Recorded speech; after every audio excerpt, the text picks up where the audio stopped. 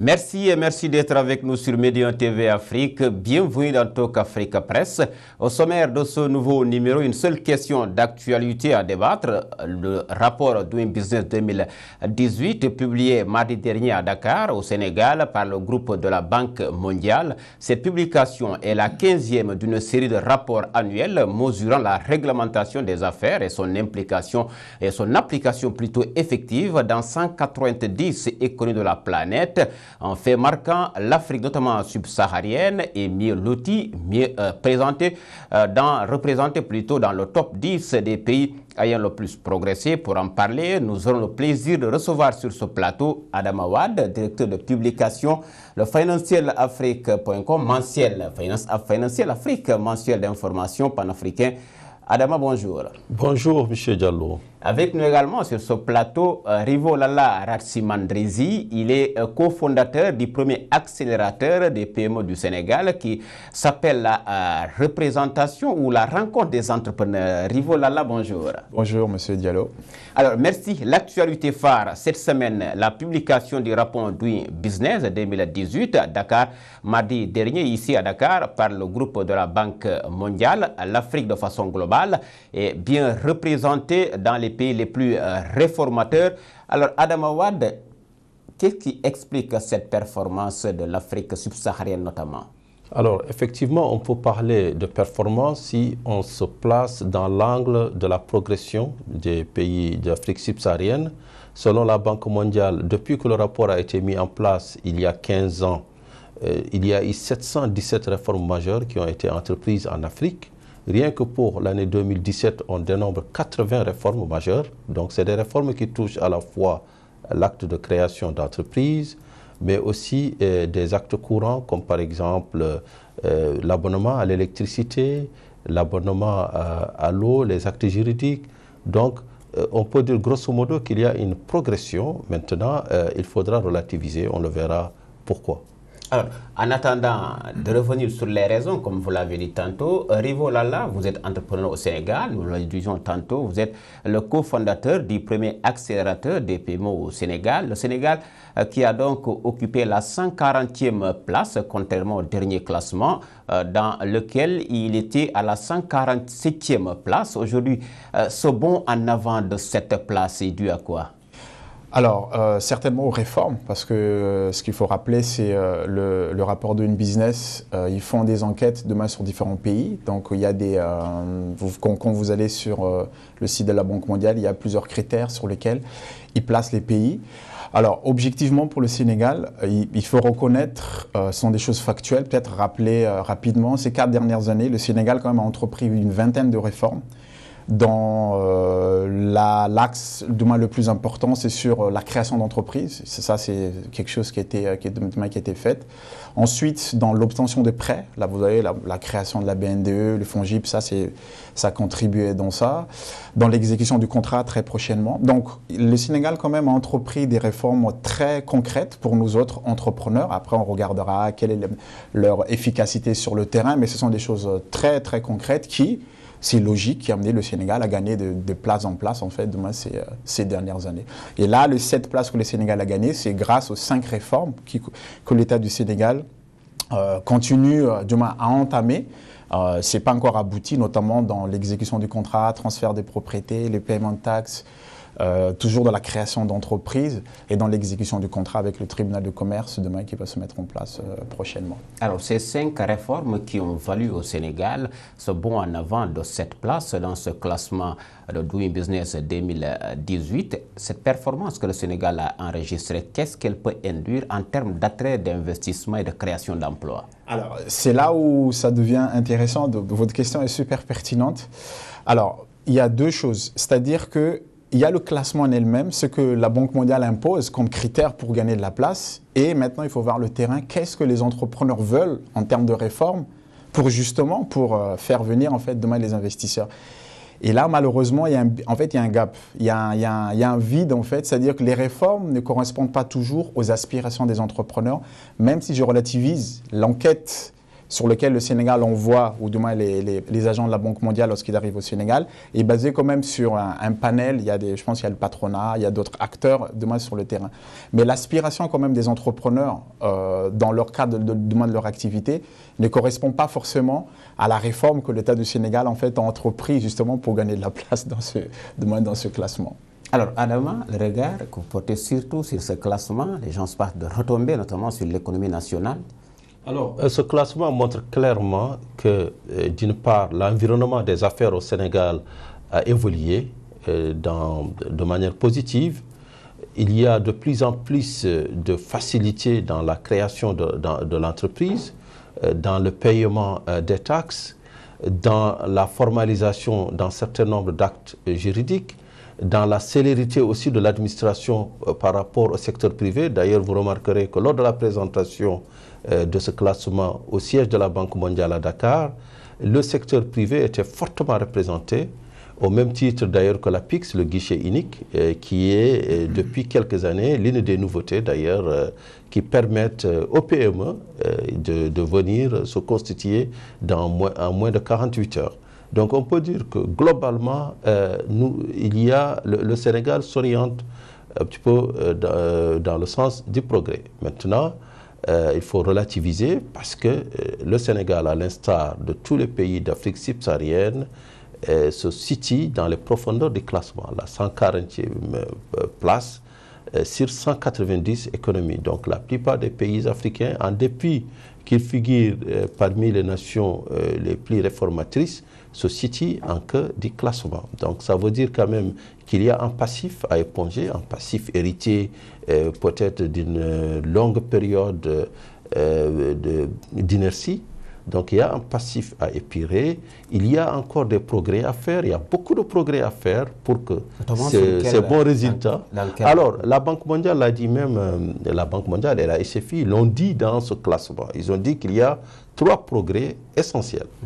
Le premier à faire, ça concerne le paiement des impôts en ligne. Parce qu'aujourd'hui, on doit faciliter la vie aux personnes morales, aux entreprises et autres, pour payer les impôts dans le confort maximal. Donc, c'est le paiement de l'impôt et des déclarations de toutes les taxes fiscales et parafiscales en ligne. Ça va permettre de fluidifier et de rendre moins coûteux la vie de l'entreprise. Il y a aussi le paiement, par exemple, de la douane. La douane constitue aujourd'hui l'un des maillons peut-être faibles pour le Sénégal. Parce que toutes les déclarations de la douane, les procédures de déclaration de douane doivent être simplifiées. Et il y a derrière, et ça c'est très important, la justice. Rivo en parlait tout à l'heure, la mise en place prochaine des tribunaux ou du tribunal de commerce. Eh bien, c'est très important parce qu'aujourd'hui, une entreprise ne peut pas grandir, se développer, aller dans d'autres marchés si elle n'a pas avec elle une justice performante et qui puisse répondre à ses doléances avec célérité, qui puisse protéger la propriété privée, défendre le droit. C'est l'état de droit, en fait. Donc, c'est la justice des affaires complète l'état de droit. Et il y a une troisième réforme aussi qui est importante, c'est la dématérialisation de tous les autres paiements, de l'administration. Le fait, par exemple, la dématérialisation des actes administratifs, par exemple, le fait de pouvoir disposer d'un permis, par exemple, d'un permis de construction, de l'avoir en ligne, le fait de pouvoir faire des formalités sans devoir se déplacer. Donc, ce sont là 3 familles de réformes qui sont indispensables pour que le Sénégal maintienne son orientation vers l'amélioration de l'environnement des affaires. Seulement que juste avant la publication de ce rapport, le gouvernement, par la voix de son porte-parole, avait laissé entendre que c'est des réformes qui sont encore en cours et que le groupe de la Banque mondiale n'a pas pris en compte, certainement. Tout à fait. En fait, justement, il y a un décalage. Les 5 réformes qui sont en cours actuellement ne seront prises en compte que l'année prochaine. Et tout montre que l'année prochaine, le Sénégal va encore progresser. D'ailleurs, c'est ce que Mme Louise Corr, qui est la représentante de la Banque mondiale, a dit lors de la présentation de ce rapport. Il y a des réformes qui ne seront prises que dans l'édition de l'année prochaine, c'est-à-dire en 2018. Mais toujours est-il que le plus important, ce n'est pas la réforme en elle-même ou les réformes, le plus important, c'est de créer de la croissance, c'est de créer de la valeur ajoutée, de rendre le pays véritablement attractif, à la fois pour les acteurs nationaux et internationaux, c'est un petit peu de faciliter la vie des citoyens aussi, d'une manière générale. Alors, Rivo, c'est vrai que dans ce classement, on a également constaté que la Côte d'Ivoire et le Sénégal, qui occupent respectivement la 139e et la 140e place, aujourd'hui tirent vers le haut la zone de l'UEMOA et la Côte d'Ivoire, malgré pourtant qui a connu pendant 10 ans des conflits armés, reste encore la locomotive de l'UEMOA et même de l'espace OADA. Nous allons d'abord regarder cet élément de notre correspondante à Abidjan, Fama John. Classée deuxième en Afrique de l'Ouest derrière le Ghana, la Côte d'Ivoire, 120e mondiale, pour la deuxième année consécutive, sort du top 10 des pays les plus réformateurs, un groupe qu'elle avait intégré en 2016. Le rapport indique des progressions importantes enregistrées par les pays au niveau de certains indicateurs. Ainsi, concernant l'obtention des permis de construire, la Côte d'Ivoire réalise une progression de 19,67%. Sur la création d'entreprises, l'on note une progression de 0,34% et plus 0,95% sur le raccordement à l'électricité, quand plus de 0,35% sur le transfert de propriété sont enregistrés et une progression de 0,47% sur le paiement des taxes et impôts. L'État ivoirien a donc progressé de 3 petits points par rapport au classement de l'année dernière où il se situait au 142e rang mondial. Le rapport note en revanche une régression de 1,32% au niveau du règlement de l'insolvabilité. Le rapport Doing Business édition 2018 marque une seconde année record pour l'Afrique subsaharienne. Au cours de l'exercice écoulé, 83 réformes facilitant les affaires ont été mises en œuvre dans 36 pays de la région, soit les 3/4. Aucune région n'a jamais égalé ce nombre sur un seul exercice, indique le rapport. L'Afrique subsaharienne a ainsi mis en œuvre près d'un tiers des réformes dans le monde. Aussi, le rapport note que la région est bien représentée dans le top 10 des pays ayant le plus progressé, avec le Malawi, le Nigeria et la Zambie. Récit de Fama John, notre correspondante permanente à Abidjan. Alors, ce rapport, la Côte d'Ivoire qui gagne 3 places, premier commentaire. Alors, ce qui est intéressant en fait de voir, c'est qu'il y a une concurrence quand même dans les deux plus grandes économies de la sous-région, la Côte d'Ivoire et le Sénégal. Et quand on regarde tous les classements, en dépit de, voilà, il y a Abidjan a l'impression de capter tous les investissements, que ça marche beaucoup à Abidjan. Quand on regarde de manière objective le classement, le Sénégal n'est pas loin. Donc regardez, ils sont à 139e, le Sénégal est à 140e. Et mais Côte d'Ivoire reste tout de même la locomotive. Oui, effectivement. Mais par rapport à ce qui se dit, voilà, tout le monde va à Abidjan, etc. Et tout, donc c'est juste mon propos, c'est qu'il faut d'abord relativiser. Et quand vous regardez aussi le chiffre intéressant qu'il faudra regarder, par exemple les investissements directs étrangers. On a l'impression, si, il y a un investissement qui part demain en Côte d'Ivoire, mais quand vous le comparez avec les chiffres du Sénégal, le Sénégal c'est aux alentours de 400 millions de dollars net, demain le chiffre 2017, la Côte d'Ivoire ils sont à 500 millions. Ils sont un peu au-dessus, mais ce n'est pas un gap de, voilà, le Sénégal est à 200 et qu'eux ils sont à 1 milliard par exemple. Voilà. Donc ça c'est pour relativiser. Et comme Adama disait au début, en fait tout ça il faut le relativiser.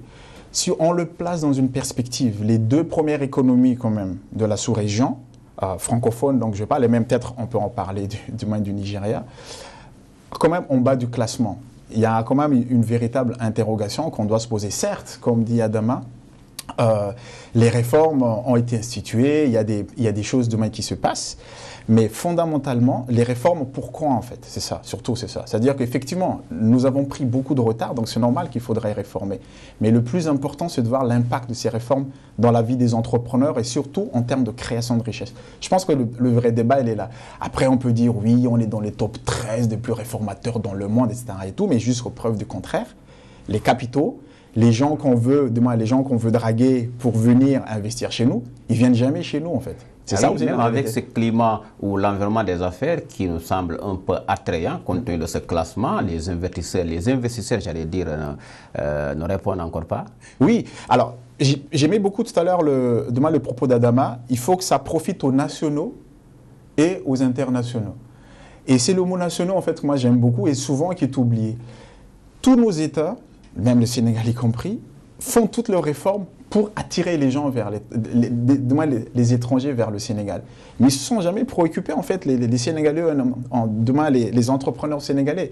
Regardez, par exemple, l'aide directe étrangère. Le Sénégal capte autant que l'aide, en fait, que le Sénégal reçoit, finalement, de ses partenaires étrangers. Vous comprenez? Donc, ce que je veux dire juste par là, c'est qu'il est très important que ces réformes, c'est-à-dire puissent aboutir à quelque chose. Et l'aboutissement à quelque chose, c'est de comment avoir des PME solides, pérennes, qui puissent créer de la richesse. Parce que la clé, c'est ça. Et puis juste pour finir, avec la mondialisation aujourd'hui, sincèrement, c'est une lecture qu'il faut avoir. La mondialisation, libre circulation des capitaux, libre circulation des personnes. Vous voyez, les capitaux vont là où il y a les marchés. Ça veut dire marché quoi? Ça veut dire que les marchés boursiers. Et une des grosses faiblesses de notre sous-région, même de la région Afrique, après on pourra peut-être parler de Nigeria, c'est qu'on n'a pas de place financière suffisamment attrayante pour que les capitaux puissent venir. Donc, on a beau faire toutes ces réformes-là, mais les vrais capitaux, en fait, ils ne viendront pas parce que déjà, vous n'avez pas de marché. Donc, ça, c'est déjà numéro 1. Donc, même si le Sénégal, l'année prochaine, comme disait Adama, va gagner encore quelques places, ce n'est pas pour autant que demain, l'investissement direct des étrangers, demain, l'investissement direct que le Sénégal va recevoir, ou demain, la Côte d'Ivoire, va passer, par exemple, de 400 millions, par exemple, je ne sais pas, à 40 milliards. Je pense que c'est à peu près les chiffres dont on a besoin demain pour réellement nous développer. Voilà. Alors, Adama, c'est vrai qu'on a tout à l'heure évoqué le cas de la Côte d'Ivoire, oui. Mais un autre géant économique, le Nigeria, oui. Qui semble un peu paradoxal compte tenu de son PIB, aujourd'hui qui est considéré comme un des nouveaux géants de l'Afrique. Oui. Paradoxalement, il n'est pas bien représenté dans ce classement Doing Business. Qu'est-ce qui l'explique selon vous? Alors, tout d'abord, je dirais que le Nigeria, ce n'est pas la Côte d'Ivoire, ce n'est pas le Sénégal, ce n'est pas le Ghana. Le Nigeria, c'est tout simplement 70% des habitants d'une zone qui s'appelle la CEDEAO. C'est la première puissance économique africaine, mais c'est une puissance qui a un vieux solde à régler avec la Banque mondiale, le FMI et les institutions financières internationales. Le Nigeria a procédé à la nationalisation de son économie il y a 30 ans, ce qui a permis l'émergence de grands groupes nationaux, comme par exemple quand on parle de groupes dans le domaine du sucre, dans les banques, dans les assurances. C'est parce qu'il y a eu une vague de nationalisation à laquelle s'opposaient les partenaires internationaux. Donc le Nigeria n'est pas considéré comme un État libéral. Ça, c'est le vieux passif. Maintenant, le passif récent, d'ailleurs qu'on retrouve aujourd'hui dans le budget 2017 de l'État du Nigeria, la Banque mondiale et le FMI, encore eux, ont demandé au Nigeria de laisser flotter sa monnaie, le Naira. Or, stratégiquement, pour des raisons internes, le pays a refusé parce qu'ils sont dans une situation très difficile et dans une situation où le pétrole est en chute libre. Vous savez que 80% de leurs recettes proviennent du pétrole. Donc, ils ont refusé de suivre cette directive du FMI et de la Banque mondiale. Parce qu'il y a deux pays qui ont laissé leur monnaie flotter et qui sont retrouvés dans des crises énormes. On se rappelle de la crise des pays d'Amérique latine. On se rappelle de la crise même en Turquie.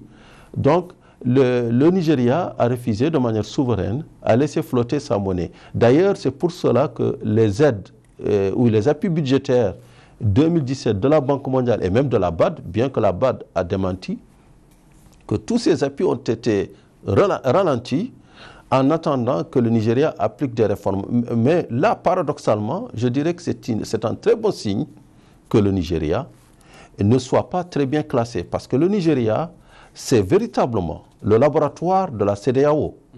Il faut qu'on sache ce qu'on veut. Le classement, il est bon, c'est l'environnement des affaires, c'est des critères neutres comme la justice, comme la célérité, mais il y a aussi un parfum idéologique dans ce classement qui est ultralibéral, parce que la liberté de syndiquer est un facteur qui est plutôt... c'est un facteur qui ne favorise pas les pays. La liberté, on met en place la flexibilité du marché du travail. Donc, le classement, il est bon, mais quelque part, il est aussi idéologique. Et c'est bien que le Nigeria puisse, en interne, poursuivre son développement endogène. Alors, en Afrique du Nord également, le Maroc qui confirme sa position de leader en s'adjugeant le 69e rang ou la 69e place. Pour s'en convaincre, nous allons d'abord regarder cet élément et revenir ensuite. Doing Business 2018, le Maroc se classe 69e sur 190 pays notés. C'est ce que révèle le dernier rapport Doing Business de la Banque mondiale, tout juste mis en ligne. Avec un score de 67,91 points, le Maroc a une place de moins que dans le rapport de l'an dernier. Il confirme tout de même que son climat des affaires reste nettement plus favorable que celui de ses voisins d'Afrique du Nord, où il occupe la première place. En effet, la Tunisie se classe 88e, l'Égypte 128e et l'Algérie 166e occupent la dernière place en Afrique du Nord. Le Maroc parvient également à se hisser à la 3e place des pays du MENA, derrière les Émirats arabes unis qui sont 21e et le Bahreïn 66e. Le royaume devance pour la première fois le sultanat d'Oman qui occupe la 61e place du classement mondial. Au niveau africain, le Maroc a maintenu sa 3e place derrière l'île Maurice 25e et le Rwanda 41e. Une première lecture des principaux indicateurs retenus par la Banque mondiale pour ce classement montre que le Maroc a été épinglé par les indicateurs à caractère légal et réglementaire, comme l'obtention de prêts et la protection des investisseurs minoritaires. En revanche, il a tiré profit de ses performances concernant les indicateurs à caractère procédural grâce au score obtenu dans la création d'entreprises, le paiement des impôts, le commerce transfrontalier et l'octroi du permis de construire. Rivo Olala, cette place ou ce rang du Maroc en Afrique du Nord vous inspire quel commentaire? Mais m'inspire tout simplement en fait quelque part de la fierté. C'est-à-dire voilà, le Maroc qui a entrepris des réformes justement pour leurs entrepreneurs dans l'agriculture. Ces 20 dernières années, ils ont le roi actuel qui a fait, je pense, un formidable travail.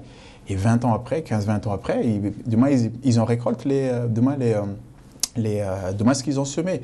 Ce que je veux dire, c'est il n'y a pas de mystère. Il n'y a pas de mystère. C'est-à-dire que les réformes et le Maroc, je trouve, c'est super intéressant, par exemple, en termes d'agriculture. Vous voyez, aujourd'hui, c'est un des grands pays exportateurs maintenant. C'est-à-dire que les fruits sont disponibles, de moins tout ce qui est agriculture sont disponibles chez eux. Maintenant, ils exportent. Je pense qu'on devrait s'en inspirer. Et le fait que le Maroc soit aussi bien classé et qu'ils ont demandé à intégrer la zone CEDEAO est un signe fort parce que là, du coup, on aura quand même la première économie du moins de la zone Afrique, du moins que le Nigeria qui est là, qui est factuellement dans la sous-région. Il y a le Maroc, du moins qui vont l'intégrer. Ça va être très intéressant. Même si je reconnais qu'il y a certaines qu'on appelle réticences, par exemple au Sénégal, ces derniers temps, sur cette adhésion, le fait d'avoir peur que les Marocains vont tout prendre, etc. Et tout. Mais néanmoins, c'est une très très très très bonne nouvelle. Alors, Adam Awad, juste une dernière question parce que nous sommes arrivés au thème de l'émission. Le climat des affaires nettement favorable par rapport à ses voisins d'Afrique du Nord. Aujourd'hui, qu'est-ce qui explique cette performance du Royaume? D'abord, il y a une régularité dans les réformes.